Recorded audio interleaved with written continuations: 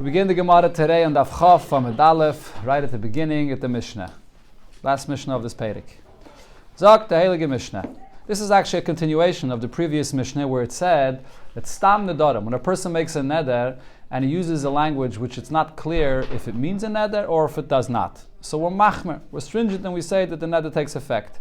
Then the Mishnah said, however, Pirusham lahakol, which means if you're going to ask the individual afterwards, what did you mean by this language? And he says, I didn't mean a neder. And he explains he meant something else which is not a neder. We accept what he said, we believe him, and the neder will not take effect. So here in this Mishnah, it'll give the examples of how, in what case that means. What is the person saying? So the Mishnah, Nada b'cheirem. The person made a neder, and the expression he used is, this object should be cheirem. So, and then V'amar, he comes and says about this expression of cheirem, loy nadarti ela b'cheirem shel yam. When I use this term cheirem, all I meant is the cheirem of the yam, which means a net that you catch fish in the water. I didn't mean to say that it should be like a cheirem, which is like in the Beis HaMikdash aser. It just means cheirem shel yam, so there's no neder here at all. The carbon. The person said that this object should be a carbon. Va'amar, and then he says, Lo nadarti ela b'karbana shel malachim. I didn't mean the carbon that's in the Beis HaMikdash. I meant a carbon which is a gift brought for a king, which is not asur at all. Or if the person says, Hare atzmi carbon. So what would that sound like? He's saying, I should be like a carbon, which would mean I'm asuring myself as a carbon on somebody else. But Va'amar, then he comes and says, Lo nadarti ela be'etzem shehinachti li neidabai. That there was a bone. I didn't mean myself. Atzmi usually means myself. But he says, I meant this bone that I had, that I'm making a neder on that should be a carbon. But I'm not referring to myself. Or if the person said, Kainem ishti. But he is saying something. In other words, doesn't he have to give the king the doirim? Doesn't he have to? No. Why? Again, when the person, what it means is the person said, this object should be asur like a carbon. That's what he said. And then he says, when I said like a carbon, it's like this carbon that's given for a king. A carbon that's given for a king is a gift that you bring for a king, and it's not asur to anybody. It has no kedusha to it. There's no isur in it. Then another case, kainem ishti nenesli. A person says, I make a neder, my wife should be to me like a carbon. I should have a no from her. And then he says, what did I mean? I met my first wife. I'm not married to her now. So she's being asur to me, but the wife that I'm married to now is not asur to me. Shigirashti, that wife that I divorced. Yep. So al kulon, regarding all of these, ein nish'alun lahem. So the person does not have to go to a chacham and request a heter for his neder because it doesn't take effect. We trust him. Point is, we trust him that he didn't mean a neder in the first place. Now the Mishnah continues, V'im nishalu, if any of these individuals come to a chacham to request a heter for the neder. Now the Gemara will explain what this means. We just said ein nishalim. He doesn't have to request a heter. So why is it saying suddenly that he's requesting a heter? The Gemara will explain it refers to an amaretz. That by amaretz he does have to request a heter. So if he comes to request a heter, ein shenaisam, they get a punishment for this. What is this einish? So this einish actually is by all Nedarim. The halacha is a person that made a neder, and then he did not keep his neder, and he comes to a chacham and requests a heter. If he did not keep the neder before the heter, even after he gets the heter, there's a knas, there's a penalty, a einish, that he's going to have to at least continue keeping his neder for the same amount of days that he did not keep his neder before, and then the heter of the chacham will take effect. So over here as well, when he comes to get a heter for his neder, he gets this punishment to continue keeping his neder for those amount of days. And then also, additionally, umachmirin alein. There's an extra chumrah that we're machmer in this she'ela. When he wants to request a heter, we are more machmer than a regular neder. By a regular neder, we'll see later in the Masechta, there's a Pesach and there's a Charota. The idea of a Pesach is that you can find a Pesach in the neder that the person did not realize a certain circumstance that's going to come out of the neder. That's called a Pesach. A Charata means that even if he realized everything, the person comes and says, I regret because I was angry when I made my neder and I didn't really mean it. That's called Charata, I regret. So over here we're machmer and we don't accept Charata, but we have to find a Pesach, which is more difficult to be matter than neder. So we're more machmer. Divrei Rab Meir, this is Rab Meir's opinion. The Chachamim say, Paischin lahem Pesach mimokemacher. Chachamim say we could find a Pesach mimokemacher which means that we don't have to find a Pesach that there's an unusual circumstance that developed, and therefore that is the room for the heter. But even Mimakam Acher, Pesach Mimakam Acher means anything that the person will say that he regrets his neder because he didn't want to do it, we accept that. In other words, just like a regular neder. We're not more machmer for this person than by a regular neder. But we teach them that they should be careful not to be over on this neder, even though they say they didn't mean it. Like it said before, all these l'shaynis, he comes and says he didn't mean it. In order that the person should not be lightheaded regarding nedarim. So this individual that says that he didn't mean it, but nevertheless he has to be noyig in his neder, I think this is a chumrah midrabanan. Again, like I said before, that the Gemara will explain that this is talking about an amma oretz. An amma oretz, even after he says that the lashon that I said never meant the neder in the first place, but chachamim were machmer with him, that he should keep his neder. So the Gemara will explain the point I just said here, that in the lashon of the Mishnah, haguf kashya, the Mishnah seems to contradict itself. Amrit, first you say, that these individuals that come and say that they never meant a neder, so they don't even have to request a heter. Then the Mishnah immediately says, Im nishalu, if they come to request a heter, they get punished, and we're stringent with them. So why are you saying that they're requesting a heter? Rav Yehuda explains, Hachi Katani. This is how you have to learn our Mishnah. The Kulan, all these individuals that explain the expression they said that they never meant a neder, ain't tzrichen sheila. They do not need to request a heter.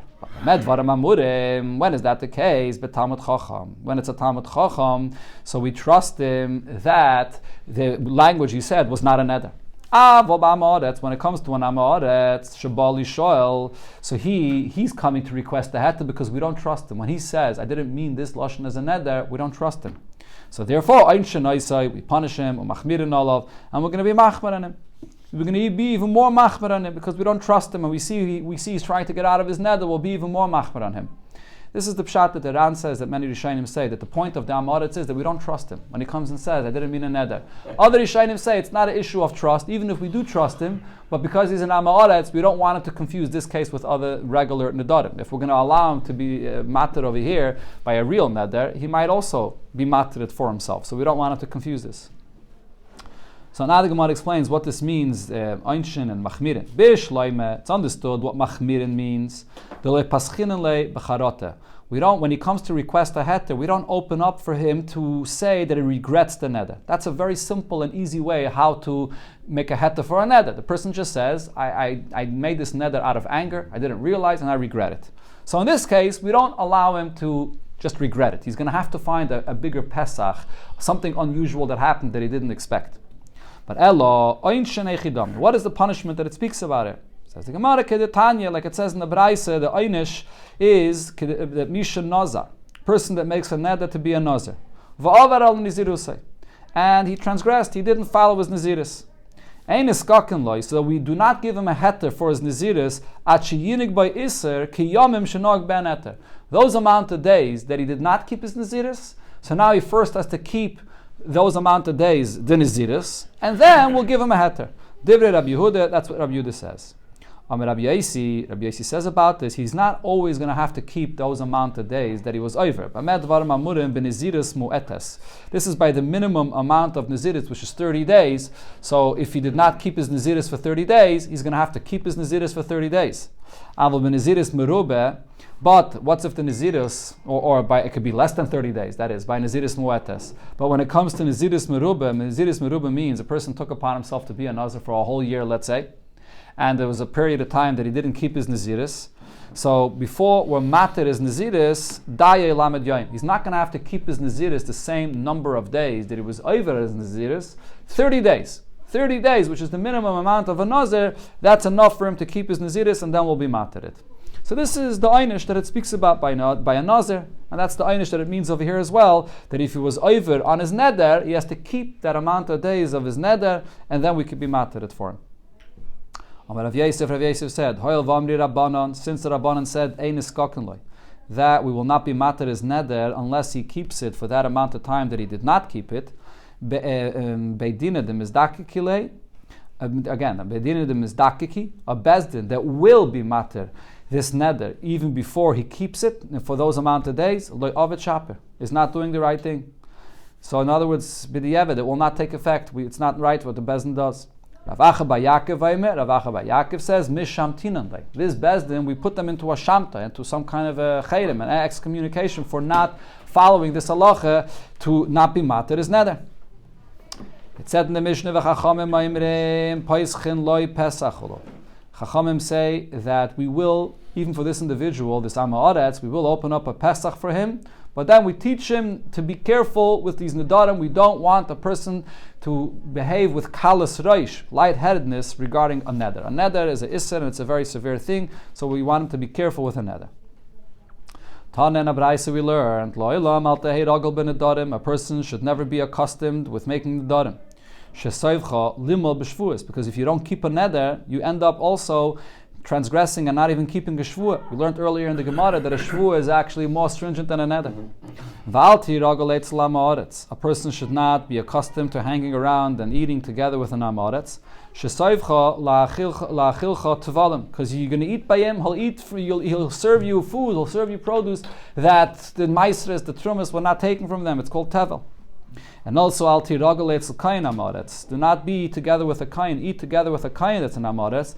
Shesoivcha la'achilcha truma, because your end will be that he'll serve you from his truma. And also, al tar b'sicha meisha. Don't engage in conversations too much with a woman. Shesoivcha lavai l'dei niyuf, because your end will be that you'll come to inappropriate behavior with her.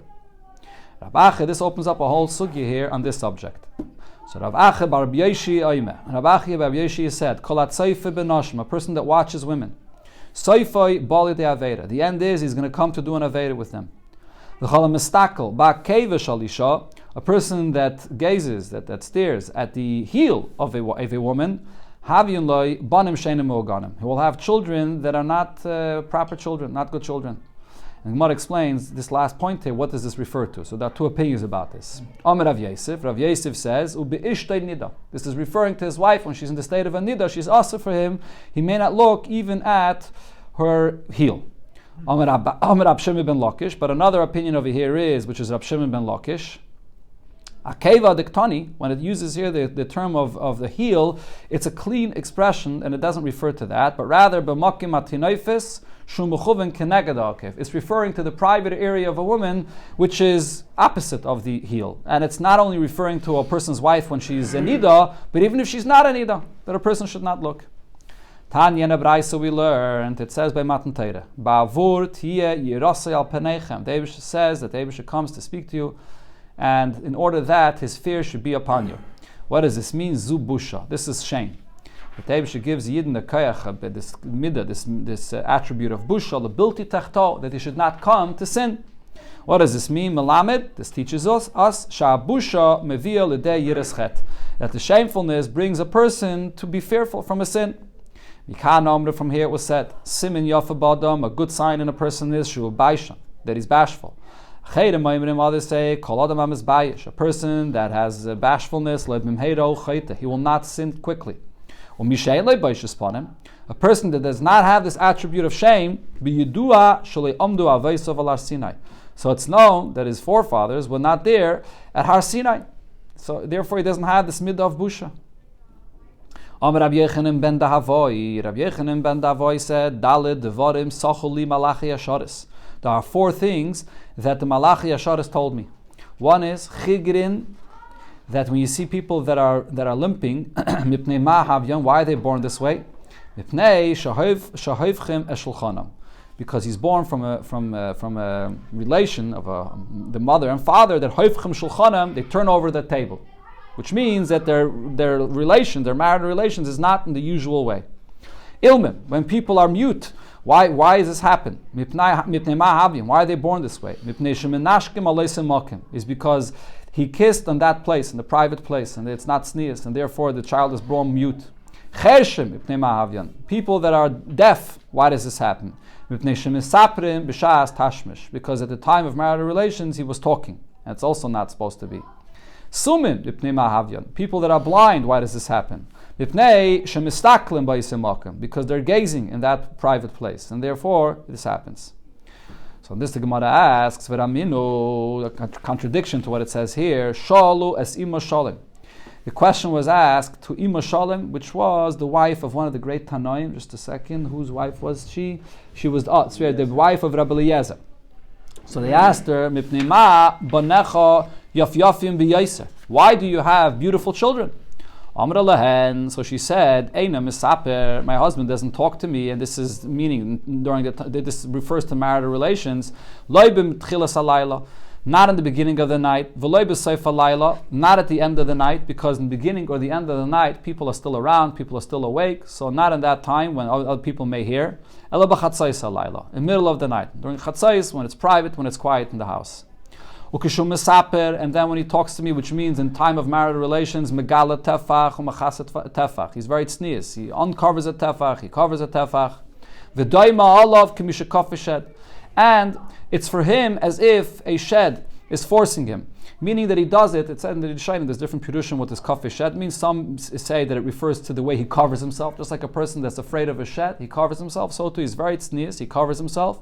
And others say it refers to this, that he's doing it not just for his personal pleasure, but for l'shem mitzvah. And v'amarti loy, and she says, I said to my husband, Ma tam, why are you so careful? Why is it this way? V'amali, and explained to me, K'dei shaloi eten es eini b'isha acheres. I want to do it in a very tznius way, so I shouldn't have any other thoughts that I should put my eyes on another woman.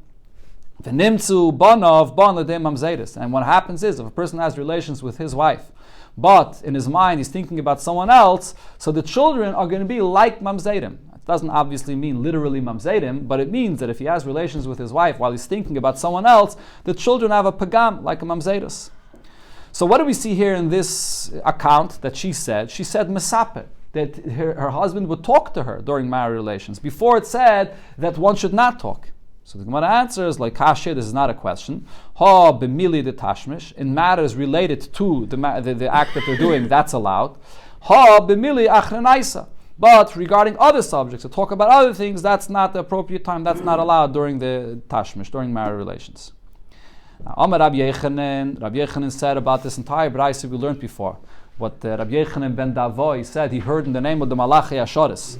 Zu divrei Yechanan ben Davoi. This is what Yechanan ben Davoi said. He heard from the Malachi Asharis. Aval Amr Chachamim. However, Chachamim said, Ein halacha ki Yechanan ben Davoi, that we do not paskin like what Yechanan ben Davoi said. Ella rather, kol masha adam reitza lastis b'ishtoi eiseh. However, a person wants to act with his wife, he's allowed. And they gave the following mashal. Mashal abasar abba mi beis hatabach, like a person that brings home meat from the butcher. So rotza lechel b'melach eichloi. If he wants to eat it salted, he can eat it that way. Tzli eichloi, roasted, he eats it that way. Mavushal eichloi, cooked, or shalok, or well cooked, eichloi, he eat it that way. Or v'chein dagabah mi beis hatzayid, or same with the fish that's brought from the fisherman that captured the fish. Meaning the same is also with the taita that's matter for a person to have relations with a wife. All the limitations that it said before, that Yechanan ben Davoi said, do not apply. There's actually a machlokes Rishonim about this. The Beis Yosef brings this a machlokes the Ravid and the Rambam. The Rambam learns the Gemara Kipshutai, that it refers to everything that the Gemara mentioned before, that we don't pass like this, that a person has a heta to do however he wishes. But the Ravid says that the only thing that he's coming to argue with is what it says before. The lashon that the Gemara used before is hoifchem es shulchana, which means an unusual way of marital relations. But everything else he's not coming to argue with. Everything else that said before still does apply. Omer Ameimer said, Man Malachi Asharis. Before it said that Yechanan ben Davoi, who told this to him? All these limitations he said before, he heard it from the Malachim. Who are these Malachim? So he said Rabbanan. Doesn't literally mean that he heard it from the Malachim, but he heard it from Rabbanan, from Talmidei Chachamim. Why? Di Teime Malachi Asharis Mamish. If you're going to say he literally heard these things from the Malachim, why is it that Rabbi Yechanan said, Ein halacha ki Yechanan ben Davoi, that we don't follow what Yechanan ben Davoi said? How can we not follow what he reported from the Malachim?